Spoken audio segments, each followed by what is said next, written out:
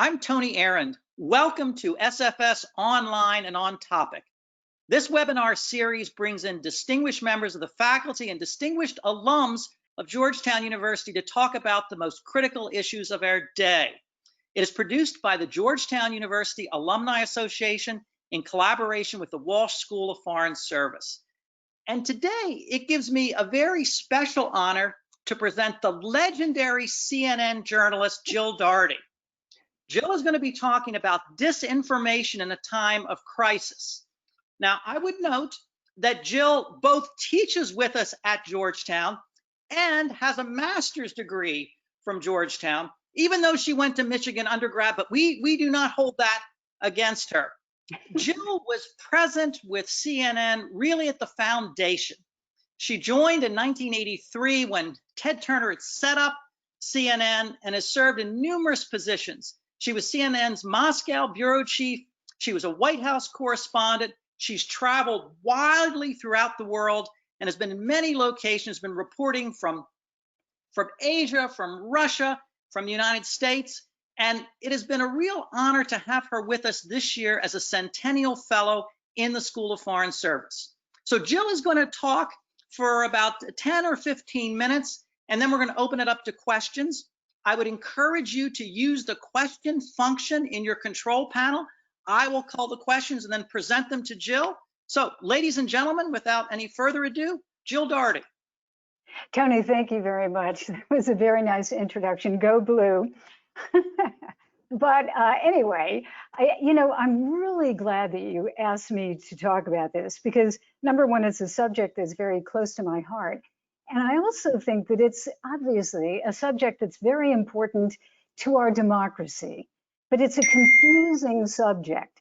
So I think what I'd like to start with is the situation as it is. I'll give a little bit of history lesson in the middle of it, but not try to talk too long. So I'm hearing a little interference. I hope that is okay, hearing myself, but let's continue. I hope the audience can hear me okay. So right now, we have a tsunami of disinformation. It's predictable, of course, at a time of societal stress. What do we have? Political divisions, racial divisions, a deadly pandemic, economic problems, and fear of Russia meddling as it did in 2016, meddling in the 2020 election. And not to mention disinformation, propaganda from China and Iran, who are not far behind Russia. So significantly, and I think this is a big important point, significantly, this is happening all at the same time. It's bad enough with each discrete problems, but it's all happening at the same time. And I'll give you a couple of examples. You may have heard of the word infodemic, like a pandemic, information, disinformation, infodemic. And of course, it refers to COVID-19. So I was talking with a colleague at Georgetown who is an epidemiologist, and she said that her students were getting a whole bunch of messages on social media concerning COVID-19. And interestingly, they, depending upon where they lived and their backgrounds, economic backgrounds usually, they were getting different messages. And that, of course, is, as we all know, the silo of information that we deal with. And then here's another example, which just came out this morning, late last night. President Trump tweeting a conspiracy theory about the 75-year-old man who, a protester in Buffalo, who was knocked down by the police. And in this conspiracy theory, it says Antifa provocateur, and it calls it a setup. So where does that information come from? It comes from a news, in quotes, operation that's called One American News Network, OANN. It's essentially a conspiracy theory network.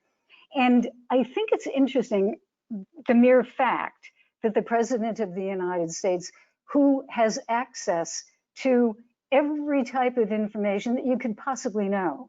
I mean, when you're the president, you can ask the CIA, all the intelligence agencies, and probably nobody in the world can get as much information as the president can. And yet he tweets this. And right at the end, he did something that I noted very quickly, which was he asked a question. He said, could it be a setup? Question mark. He didn't say, it is a setup. It was not a declarative sentence. So this is a propaganda technique. I do not know whether he knows that that is a propaganda technique, but it is. And that is to raise the doubt of something, raise doubts about something, but you don't have to put yourself on the line. So you have deniability. So these are a couple of examples. And then, just because I wanted to have some fun this morning, I went on to RT, Russian television, you know, the international broadcasting arm of the Russian media. And I will read you the headlines. This is online. And I hope you enjoy this. Anarchists and Antifa occupy Seattle police station abandoned by regime forces. I'm presuming that's US government, setting up Capitol Hill autonomous zone. Now, when I read that, I thought, well, that kind of reminds me of Donbass in Ukraine, you know, taken over by, you know, armed men. And I'll give you a quote by a person whom I know, who is at the University of Washington, who specializes in these issues. Her name is Kate Starbird. And she said, I was reading an article this morning, I am really worried about the infiltration of online activist movements by domestic provocateurs and foreign agents who will try to shape these movements toward their own objectives. So with that kind of lengthy introduction, there's a lot to talk about. And I'm going to concentrate on a few big ideas, big, you know, let's say, takeaways. The first one is that disinformation, and in a broader sense, I'm going to talk about propaganda, but in the strict sense of the term, propaganda as communication usually by governments. Propaganda and disinformation are nothing new. But even if that message, and we'll get into a definition in a second, but even if the message tends to be somewhat similar, the method of disseminating that message now is different. And remember, Marshall McLuhan many years ago said, the medium is a message. So the medium is very important. Now, quick history lesson. We all know that propaganda is very old. The ancient Greeks used it, you could argue, by having religious festivals, games, theater, etc., and kind of inculcating civic ideas. Then you had the actual term propaganda came into being basically in the 1600s, 1622, by the Catholic Church, which talked about it in the context of the propagation of the faith. And then you had the American Revolution, which, you know, could be argued was really used propaganda, again, in that neutral sense, to appeal to the world in the Declaration of Independence, for example, to appeal to the world to support the revolution. And don't forget Ben Franklin, who was probably one of the, you know, best propagandists in history. Then my favorite period, and for Americans, this is really the modern form of propaganda, was really invented, created around World War I by under Woodrow Wilson, and his mission was to get Americans to support the entry of the United States into World War I. And this is an incredible, I would urge anyone who's interested in propaganda to read up on this. You may know it already, but in 1917, the Committee on Public Information was formed by the Wilson administration, and it called the CPI. And they were the first propaganda agency of the United States government designed to manage both public opinion at home and then abroad. It was headed by the famous muckraking journalist George Creel, and he called the CPI the world's greatest adventure in advertising. And in fact, advertising, kind of modern American advertising, was started at that time. That's really the genesis. And then he also called it the fight for the minds of men for the conquest of their convictions. And that's more what we're talking about. It was very effective. Very quickly, I'll tell you, it was very effective. US entered the war, but the CPI was disbanded just about 2 years after it was started because it went too far. Many people in the government believed in propagandizing the American people, which is kind of sets us apart from the rest of the world to a certain extent. So World War II, a lot of disinformation and propaganda, Nazi propaganda, Americans against Nazis, the Allies, etc. And then the Cold War, many of us, or some of us at least, experienced the Cold War. I certainly did, and I saw Russian propaganda up close when I was right beginning as an exchange student back in the days before fire was invented. When I was in Leningrad as an exchange student, personally saw a lot of the propaganda. Remember, godless communism versus rapacious capitalism. So how do we define propaganda? I think one of the best definitions comes from Kenneth Osgood. He's an academic. He is an expert in propaganda. And here's what he says. At its core, propaganda refers to any technique or action that attempts to influence the emotions, the attitudes, or the behavior of a group in order to benefit the sponsor. He says the purpose is to persuade, and by persuade, that either means reinforcing or changing existing attitudes or opinions or beliefs. It can be manipulative because sometimes, in fact, often it disguises the secret intentions and the goals of the sponsor. And here's one thing that I think is very important. It seeks to inculcate ideas rather than to explain them. And it does this primarily, of course, again, to benefit the sponsor and not the person who's being propagandized. So traditionally, the primary purveyors of propaganda, I hope you like that alliteration, were governments, states, nation states. They had the means to do it. Every country uses some type of propaganda. Internal propaganda sometimes, think of, Russia, China, definitely have, state media and very overtly state media for a purpose. And then external propaganda. External propaganda, the United States has it. It's very overt in some cases. You have public diplomacy coming from the State Department, cultural activities, explanations of what makes America, America.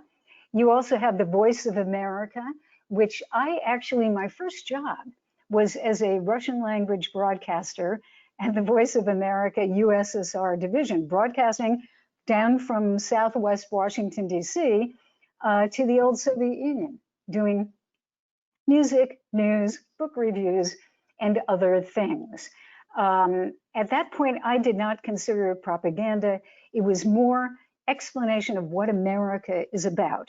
There, of course, was an element, you'd have to say, that was propaganda in the sense that it explained things that Russians who could not listen, that VOA at that point radio broadcasts were jammed. And so it gave Russians information about their own country.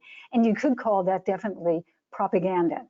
Then, of course, every country uses military propaganda, softening the battlefield. And then the more malign forms, or let's say the more overt uses, which would be influencing other countries, undermining other countries, etc. But I think there's really been a paradigm shift. And that is that right now, you have multiple sources of information. And they come not only from governments, but they come from people and individuals. So you have nations, individual political leaders, You can think of Brazil as a very good example right now. You have terrorists, you have individuals who are spreading conspiracy theories, you have anti-vaxxers, you have bots, and you have 400-pound men sitting on their beds, as President Trump once said. And this is a result of the biggest changer, the biggest, let's say, game changer or paradigm shifter ever, and that is the internet. Because traditionally, all of this was a one-way street. Governments sent information and propagandized people or groups or whatever they wanted. It was a one-way street. Now, it's a two-way conversation because anybody, that 400-pound guy in his bed, or the 19-year-old boy who just started some type of hacking, etc., they have some of the same power that countries used to have, and that is really a game changer. So you have several aspects of this. You know, I've been looking at young Russians in a course, another course that I taught last semester at Georgetown about young Russians. And it's very important to understand that, especially young people, but everybody, we don't live in a discrete informational world. If you're on the internet, you're on the world internet. You are exposed, whether you know it or not, to information coming from countries around the world. And it's kind of like a giant, I think of it as kind of a vortex of information. Something starts, in fact, it's very hard to say where it starts. Something starts over here. Let's say a rumor in the United States. It quickly gets vacuumed up into Russia, Russian, bots and just average people turn it around, spread it to their friends. It comes back through this vortex. And of course, it's going off to China and Iran and North Korea and Europe and everywhere. I would say also, no question that social media, Facebook, not only, of course, Facebook, Twitter, Instagram, TikTok are very influential. And then you have new technological means for spreading propaganda, and that would be deep fakes. We can talk about this later. Deep fakes, shallow fakes, which are kind of interesting, artificial intelligence, etc. So very quickly about Russia and China. I was talking with Tony right before we began. Russia and China, up until now, kind of in the information sphere have been kind of different. But now they are actually signing agreements for Russians to train Chinese journalists in Russian communication techniques. And I would say that their approach to the world, their message is becoming more and more similar. I'll give you an example. A few years ago, this is about 2013, the person who actually is the head of RT is a woman whose name is Margarita Simeone. And I happen to know her. I knew her back in a million years ago when I was in Moscow as a bureau chief. And she was she's still young, but she was a 20-some journalist. And I remember her saying, Jill, I want to create something that will be like CNN. Now, when I think of it, it seems so incredible.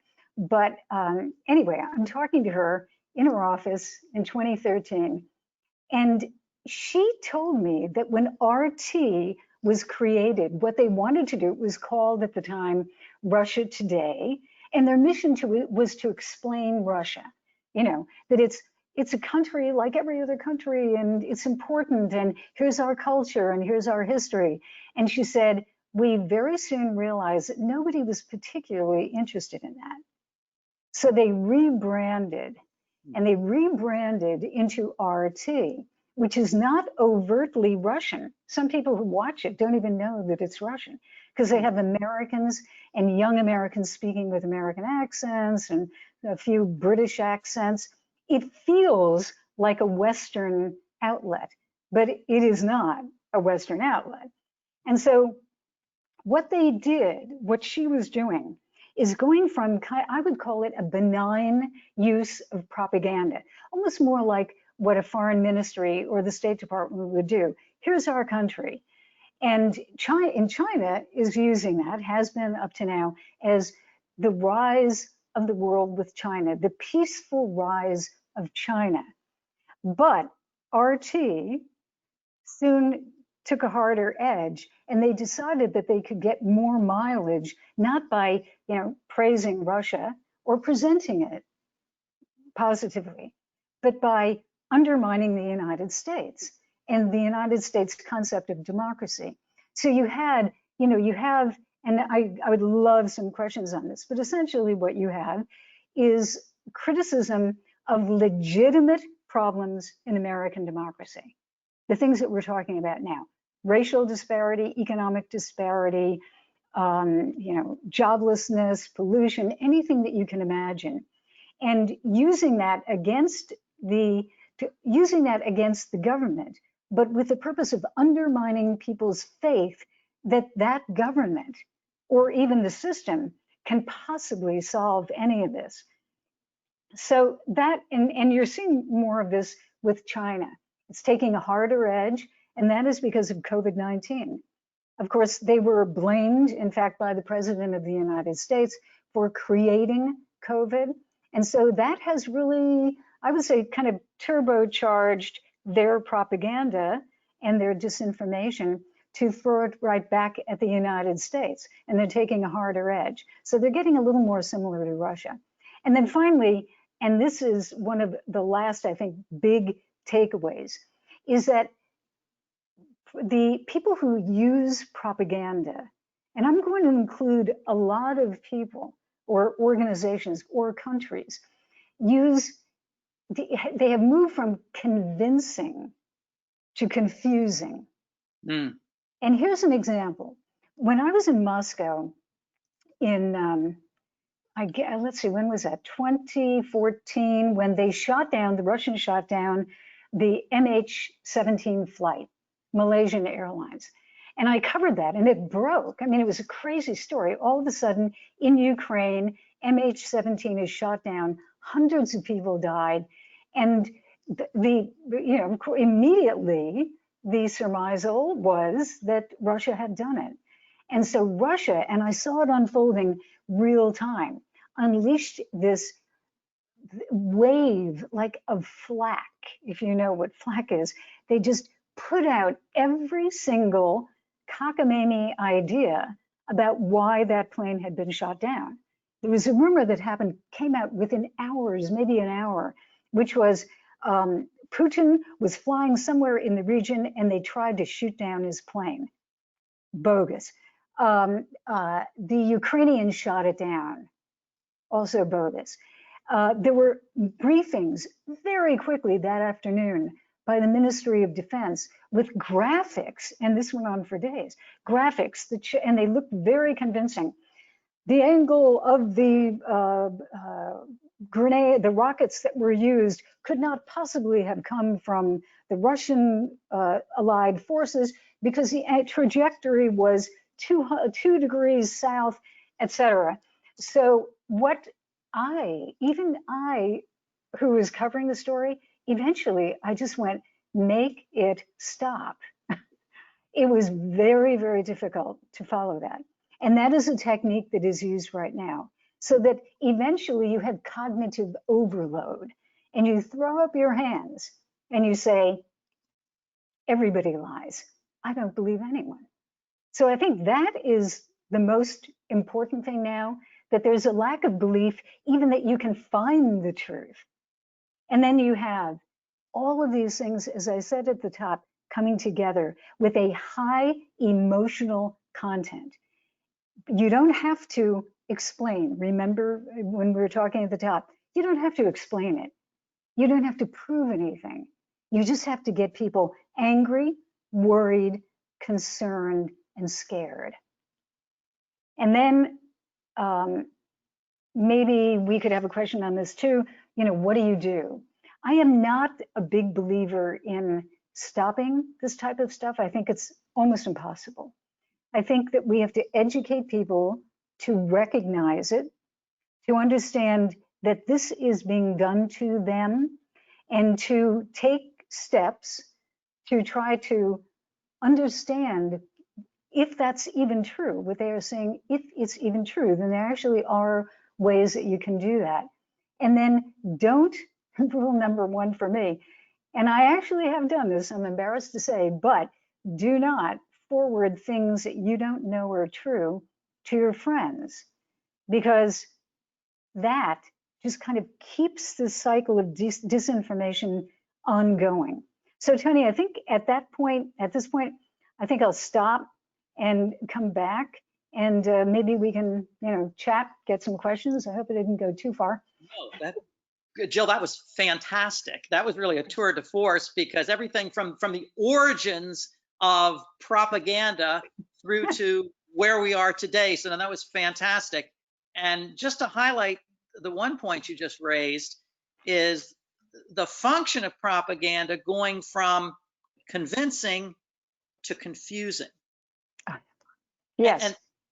And that seems to be especially applicable today, when there are so many social media outlets where the 400-pound person in his or her basement can get online, where governments can get online, where the private sector can get online, when terrorist groups can get online. And I think that's a really important takeaway. One person asks a question which leads us in that direction, and it's essentially saying, don't all these social media communications basically cancel each other out? And I guess your response to that might be that they don't, they just add to the confusion. Precisely. Yeah. I don't think they cancel each other out, because it's not linear. Right. Think of it in terms of like a maelstrom. This is all sorts of stuff. Social media is coming in a picture of your grandchild. Social media is coming in memes. Social media is coming in jokes. Social media is coming in hard-edged propaganda. I remember during the 2016 campaign, Russians specifically using photographs that were real and video of Hillary Clinton saying she's losing her mind and she's going to die. Look at her, she's really, really sick. So I don't think they cancel each other out, because there's no way that you can put a line here and a line there and say that they cancel each other. It's much more organic. And the purpose of this, just like flak from an airplane, so that you don't know where the airplane is in World War II or something, the flak is really meant for you to get so confused and to have so many sources of information that you truly don't know where to go. You just don't know. It's overload. And so you believe whatever emotionally strikes you as being true, and sometimes is branded according to the clan that you're in. If you have the imprimatur of the president, or the imprimatur of your political party, or the imprimatur of something else, you might tend to take it on board more. And then, Tony, don't forget that these silos, like the more you like something on Facebook or anything else, every time you say like, you're going to get more of the same. And eventually you're going to be in a silo in which that's all you're going to see. And you're not going to see what your neighbor who is of the opposite persuasion thinks. You're not going to get it, because that's how social media works. You get more of the same.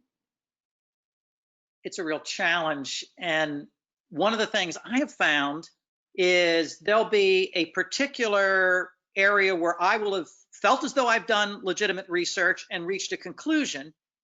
And then I start seeing counter arguments on various social media platforms, and it causes me to think, well, maybe they're right. Now, that's not necessarily a bad thing. It's always good to have doubt, but I sometimes worry, and I'd love your comments on this, whether the nature of the medium lends to its authority. In other words, like back in the day when I was a kid, if it were published in the Washington Post or the New York Times, that would lend authority to it. And I wonder if even today, the fact that we see it here, we see it there, gives it certain types of authority, that information, certain types of authority, which maybe it shouldn't have. That is a fabulous question, because it actually is very subtle. I was just reading an article that really kind of explained this. There have been studies of students and asked, what do you believe? And so some students said, well, I believe something that is .org. And like Georgetown is .edu, universities. .org tends to be organizations. So they were more attuned to trusting something from .org when it may not necessarily even be real. And they also were more impressed by things that look correct, like with good spelling, a nice website. But anybody can do that. A 12-year-old kid today can make a decent website and do, spell correct, maybe. But a 15-year-old kid, okay. So anyone can basically do this. So that that I think is what you're talking about. In the old days, if you went to a state, the Wall Street Journal, et cetera, you kind of trust it, just ipso facto. But now there are other ways that people kind of think it's correct because it looks real, but it may not be real. And mainstream media, I hate that term, but traditional media are so attacked by many people as an organization. I mean, really, I'm beginning to wonder if there's anything that is left after you criticize mainstream media. I mean, OANN is left and other weird sites, but they don't have the cachet that they had before necessarily. So it's a very, very confusing world, and you can't trust it. You can't trust it even if it looks presentable.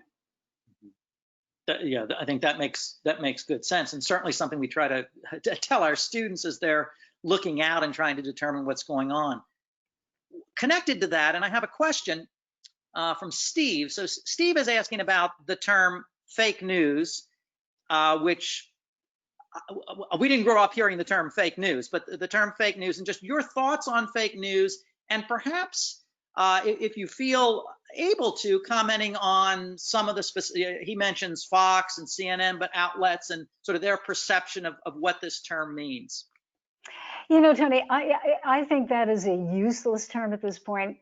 I really do. I mean, maybe we can define it in different ways, but I think that word, that expression, which came in, like, probably Americans got to know it, 3 years ago, 4 years ago, something like that.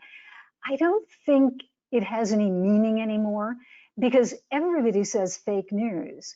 It's kind of like a little kid saying, oh, your mommy, that's what I hear when I hear fake news. Now, fake news, if you want to call it disinformation or news that really is not true, there's a very big range in that, so that I tend to go, when I'm trying to get some information, I try to go to sites that I know have some sort of editorial policy, that there are editors who will check what the journalist is writing, fact check it, etc. That even doesn't always work. New York Times has made egregious mistakes, Wall Street Journal, almost every major outlet. But within reason, the structure is there to weed that out. Now, disinformation can be true. It doesn't have to be false. And it can be partially true. And that's where you get into this fake news. It can be a story about something that happened, and 3/4 of it is factual, but they left out the context. And I think that's what you're finding when you get into news organizations that do not explain the whole picture. That to me is very dangerous, because then you get into this debate, yeah, but it really happened. Yes, it really happened, but what happened 5 minutes before? So we can talk about, individual news organizations. I happen to think that there are some that are more on that, where's the context? I would say that Fox is more on that part of the spectrum, but I'm not going to attack them completely. I actually think they have some good journalists who do very good journalism. It's just that there is more opinion, and which carries over into their coverage of the daily news, and that it happens at CNN as well. But it is a continuum, a spectrum.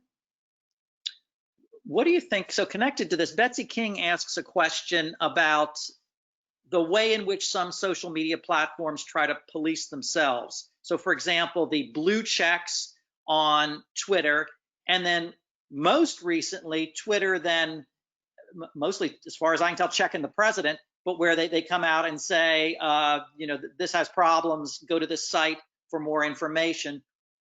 And questions of Facebook and Facebook trying to sort of clean up some of these things, and perhaps Zuckerberg's response to some of that. What do you think of sort of some of those self-policing efforts? Yeah, it's very complicated because traditionally, let's really step back. So those platforms were created just to take a whole lot of communication by average people and aggregate it, just put it all together, and you can write what you want and anyone can write, and it was kind of a free-for-all. They consider themselves not a publisher like the New York Times. They consider themselves kind of like an outlet for communication. And so they didn't do any policing, and they didn't do it deliberately. And that's kind of the Mark Zuckerberg school, which is, it's not our job. We're not the New York Times. We're not the Wall Street Journal. We have no responsibility. And then Twitter recently, within the last few weeks, has taken a different approach. I think what's going to happen is that this is going to go to the Congress, and eventually they're going to start writing some laws about how we as a country deal with this, because there is, you would have to say, for the social media where somebody says something so egregiously wrong and dangerous that you can't let it out there. You just can't. It's going to create chaos, or it is completely a lie designed to instigate social chaos, something like that. That's an easy thing. But what happens when it gets into other areas where it is a lie, but who said it? That's why I think it's the entire concept of what those outlets are is going to have to be defined in a different way. So one of my former students asks a question connected to that, but it's about specifically public outlets, so public broadcasting. So things like PBS, or I think we could put in here Voice of America. Should they have a special role in trying to combat this, and what might that role be? I think PBS, just being itself, is a great antidote. I mean, it's an island of truth and civility and rational discourse that you don't find in some other places. So I don't think they have to do anything more than what they're doing. They are doing some very good reporting. National Public Radio also does some really, really good reporting. And I think they should just continue doing what they are doing. What was the other? It was PBS. Like and also things like Voice of America, or yeah, Voice of America is different. Voice of America right now is being criticized very directly by the president. Just within the past couple of weeks, the person that he wanted to head what used to be called the Broadcasting Board of Governors, which is the controls VOA, he named someone. The Senate, not only Democrats, but some Republicans had difficulty with him, but he was eventually approved. In fact, this just happened maybe a week ago. So VOA now, which Voice of America is all online. And it says critical things about the United States and about our social system. President Trump does not like that. And he has criticized VOA for criticizing the United States. And, saying it was disgusting, I think was the word that he used. So VOA right now is in a very, I would call it precarious position. I mean, I think VOA should criticize the United States when it's legitimate and there are reasons to criticize something. But if you start dampening that, then it just becomes a propaganda arm. And how is it any different from RT? So I think it's dangerous, and I'm very sad about what's going on. My colleague Mark Lagon and I have every year for the past, I don't know how many years, done an annual program on United States and foreign policy for VOA. And Carol Castiel has moderated it, and we've done it every year. And neither of us have ever felt any restriction on what we said. We would praise the U.S. if that's what we felt, but we were also critical if that's what we felt. And that was one of the things we really liked about it, is it was simply a forum for us to share, hopefully informed opinion and commentary. Now, I'm sorry. No, please. Well, I was just going to say, I think that's a great point, because right now you had just last week, all of these protests on the streets of American cities. And so you could make the argument, this is terrible. The image of the United States, people are rioting on the streets. You could take that position, but you can also take the position which I hold, which is if you look at the repercussions of that, it's beginning in other countries where people who are repressed, it's happening in Brazil, it's happening in other countries where people who have had, repression, let's say on the basis of race or poverty or whatever it is, are beginning to say, hey, maybe I have rights, and maybe I have, the right to stand up for my rights the way those people on the streets of Washington, D.C. and Minneapolis, etc. I am not in any case saying that, chaos or destruction and all of that are good, but the world may interpret what's happening here in the United States in a very different way from what some fear. Could actually be a good impression of the United States, especially if we can do something about these problems. Right.